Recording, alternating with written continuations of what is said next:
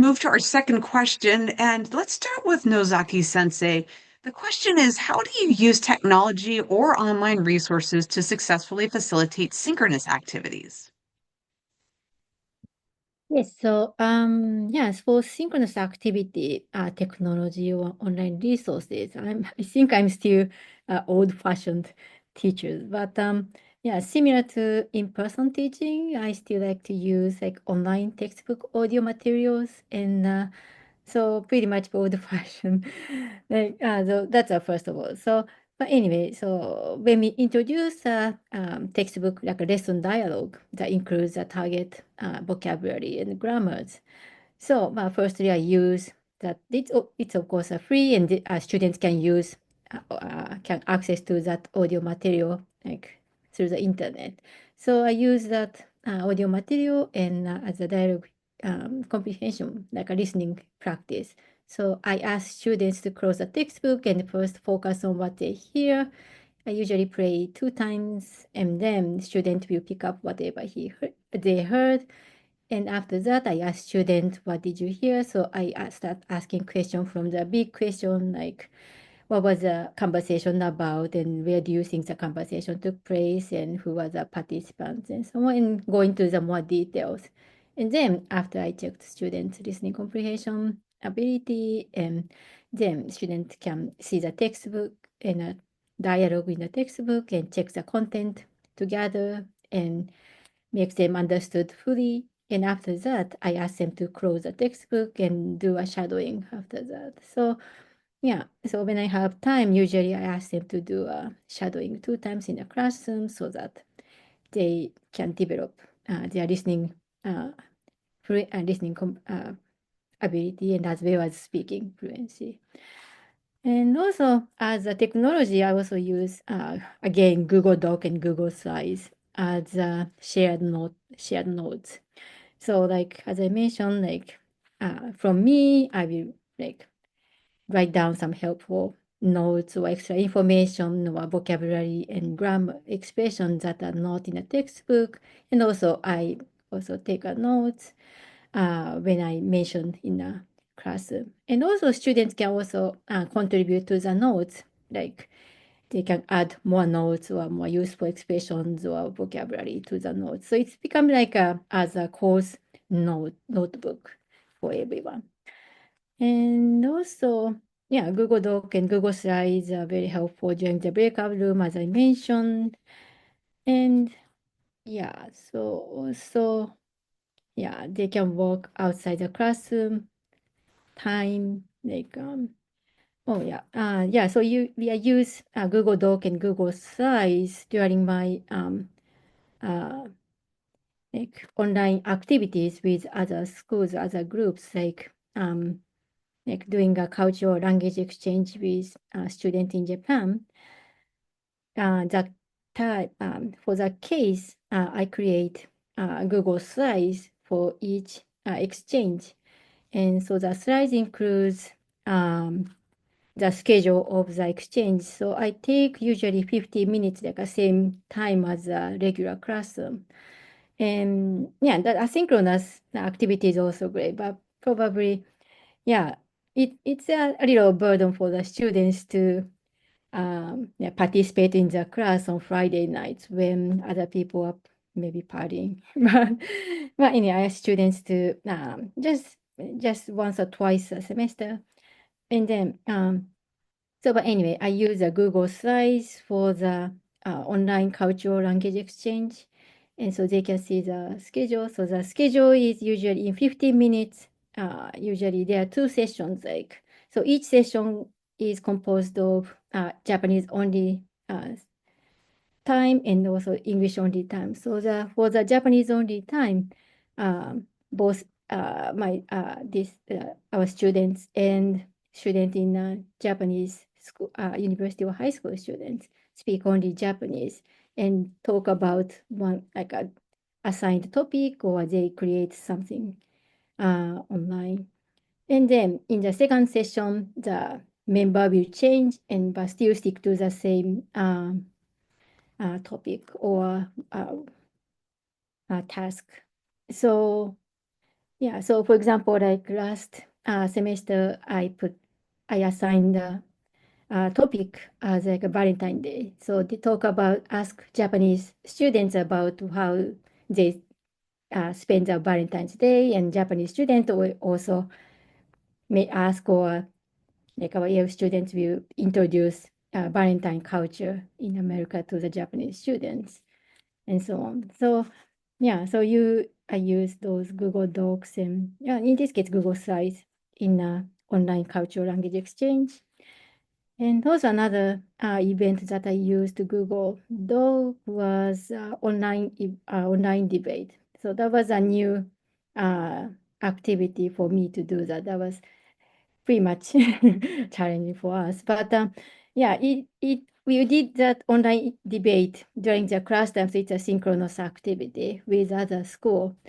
So we use the Zoom and use a special camera. It's called an owl. So that shows the whole class. And so, yeah, my class, there was, I think at that time, like 15 students or so. So I divided into two groups, and also other opponent school also make a small group, like same number as ours. So we did that during the regular class hour, like 10, I think 10:30 to 11:20 or something. And then during that time, they also use the Google Doc to write down their opening statement. So each team created their opening statement before the debate time. And then they uh, they said that opening statement during the debate time. And after they hear each team's opening statement, and then there is some time, like 3 to 5 minutes, to develop their rebuttal statement. So that time, like each student has a laptop, so they worked on the one like draft, like one script for the of the rebuttal, and also the opening statement, and discuss. Actually, that was they work on the statement face to face, but they also use the um, Google Docs to revise their rebuttal statement as well. Yeah. So yeah, so technology, so Google Doc and Google Slides for those activities, and I think everyone already used like Zoom poll or Kahoot. I use these for like quick review from the last lessons or some informal quiz. So yeah, those are the technology resources for the synchronous activities for me. Fantastic. And it's a great way just to think about things that we might use every day, Google Docs, Google Slides, thinking about how we can use these tools to help students feel more comfortable in these synchronous activities. So great feedback there. Thank you for that, Nozaki Sensei. Next, let's go ahead and go to Kobuke Sensei. And again, it's the same question. How do you use technology or online resources to successfully facilitate synchronous activities? I use Nearpod. I use extempore, Nearpod, Padlet, H5P, and Zoom check-ins as a whole when teaching. And I began using Nearpod when teaching synchronously. And this was after one semester, well, half a semester when Corona hit. We had to teach online. And that time I had no choice. I wasn't ready yet. So I used PowerPoint slides, one set for the students, one set for me. And then I had no idea where students were looking when we were doing class synchronously. And I didn't like that. I'm sort of a control freak. I need to know where they are.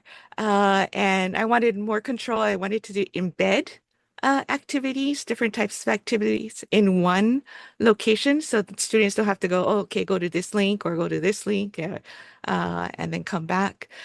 So in the fall of 2020, I started using Nearpod, and it was pretty much exactly what I had wanted, what I was looking for And the reason why is you can control the slides. Students cannot jump ahead with Nearpod. And you can see how the student is interacting with the content. You can do short quizzes, take a poll, do drag and drop activities, matching pair activities, Kahoot type games, and see how the students are doing, how they are interacting with that, and also provide individual feedback synchronously on the spot. So I love that too, in the individual feedback. And there's a discussion board, collaboration board in your pod, where students can post things similar to how students post on Padlet. And students can type in or record responses to each other that you could use maybe as like a practice before going into a breakout room. And then when introducing the characters, any of the characters, hiragana, katakana, or kanji, you can use the drawing tool in your pod. And you can watch how the students are actually writing if they're following the kakijun, and provide feedback with either maru, niju maru, or hana maru, or stickers in the Nearpod. And before they go into breakout rooms, if we're teaching synchronously, they can practice individually by listening to my prompt and recording their answer, and then go into the breakout room and practice with their classmates. And within the breakout room, students can use the Nearpod to capture the information that they're gaining from the interaction within the activity in the breakout session. And we can see all of that. The teachers can see all of that. And you can also include like a self-reflection or exit ticket at the end of the session. And this is all within one without having to go and use different apps. So I really love Nearpod. And I actually use it for asynchronous class as well. There's a teacher paste and then there's a student paste. So it can be used in both. And I think H5P pretty much, you can use H5P in a similar way, although you're not able to provide the feedback, the individualized feedback with H5P as it is with the Nearpod. But yeah. And then probably extempore is another one that's useful to do activities, especially if it's like a asynchronous course. You can have students who are not able to meet at one time at a specific time record their responses within extempore, and then you can go in and provide feedback. You can do within extempore after the students turn in the assignment. You can find the exact point where you want to say, here, maybe if you could say it this way, it would be better, or the pronunciation, if you could say it this way, it would be better. Pinpoint exactly how you can help the students improve. So I like Nearpod and extempore. I love that you keep touching upon the feedback aspect. And yes, students really need that feedback, especially when we have the luxury of giving it to them in real time. But even in cases where they can't maybe meet you at that same exact time, you have the ability, as you said, to pinpoint where they can slightly make improvements and they can really move up that ladder of proficiency with that feedback. Thank you for that, Kobuke Sensei. Much appreciated. Maeda Sensei, we'll go to you next, and it's the same question. How do you use technology or online resources to successfully facilitate synchronous activities? Okay, so to me, synchronous activities, synchronous sessions should be where the active learning happens. Meaning the very interactive, hands-on and engaging and minimal the lecture. So that these other teachers mentioned all these great tools, but Yes, I use the shared Google Slides or doc. So where each pair or group can be assigned to the page of the Google Slides, and then, they work on the tasks so that I can see, while the students are working on, okay, this is what they are doing. So I can really learn how they are working on. And after that, we can share that one with the class. And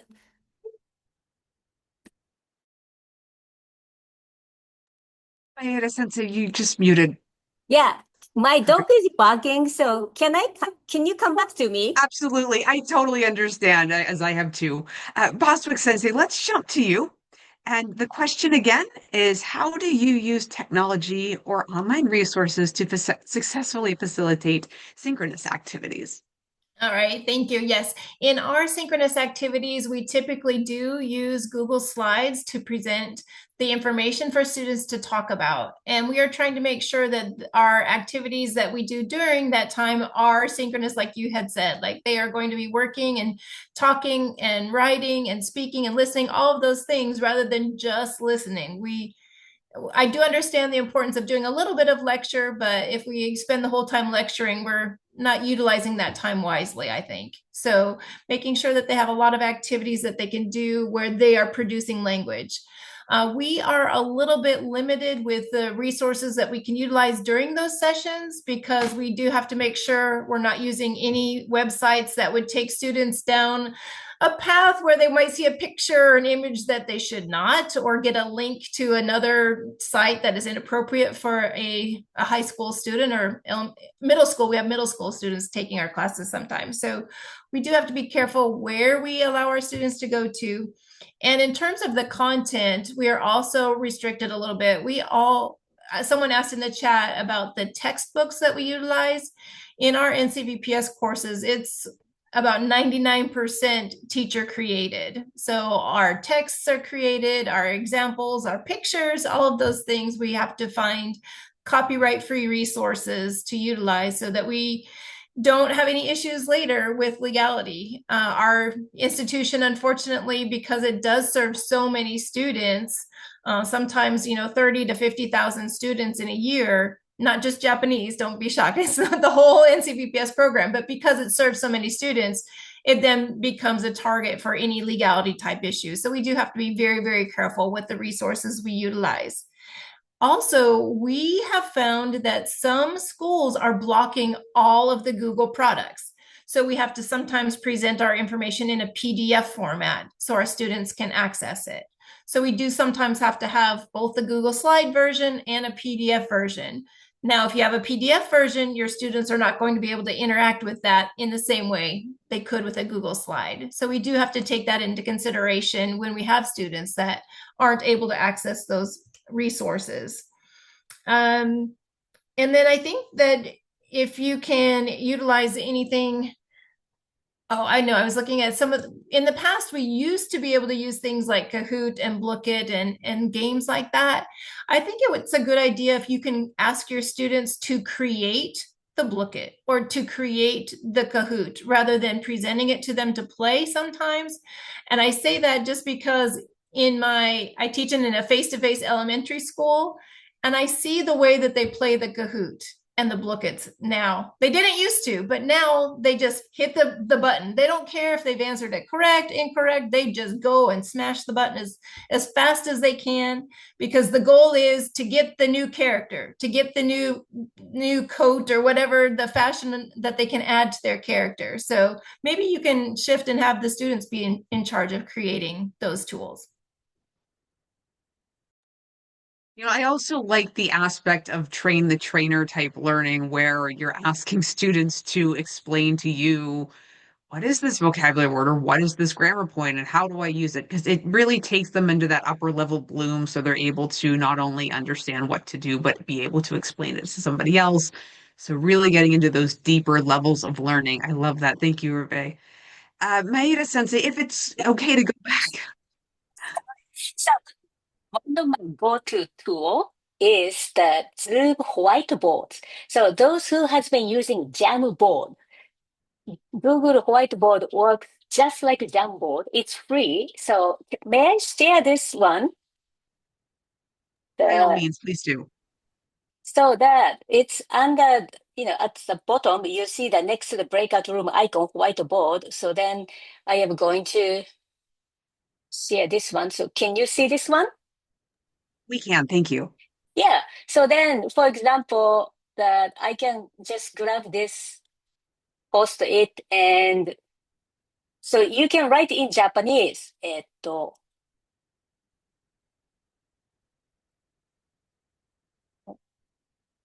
So that I often use this one to have a, um, mapping, concept mapping, or the brainstorming with a student. So here I put the online 学習の課題. So on the left side, everybody, can you see the sticky note after the Sigma sign? So you can grab any of the sticky notes and please share your online 学習の課題. You can write this one in Japanese.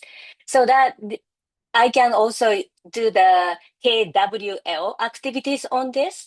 So this is a really great interactive activity one, and I can post this kind of smiley mark or I love dogs. So I can say, oh wow, what you said is really great doing this kind of things. And also I can move it around. Okay, so these people said the same thing. So like that. So this is a really great one, and my students love this one. So this is great hands-on activities, and this one is saved within the Zoom, so that maybe the next class session we can come back and build onto this one, or I can share this one with the another section of my same like Japanese 101 class.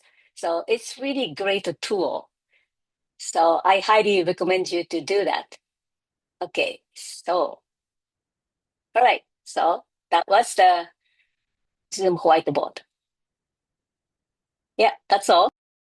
That was really interactive and fun. And I also like the idea of working on something in one class and then going back and building upon it in the next class, or maybe even a week or two. You might need to revisit something because everyone forgot about Right. tapeworm or Yeah. something like that. Yeah, I love it. exactly. Yeah. Yeah, because the one class, maybe they're not performing well. So I say, okay, here's what we did earlier in this class, and what else would you like to add? So it's really collaborative, aspect too. Yes, I love the collaborative aspect. And also, students can go back and look at their own work and realize maybe, well, how far have I come? And looking at things that they did before, or maybe even just remembering, oh, yes, we did that. And this was the activity I did. And that might jog their memory a bit. This is fantastic. Thank you.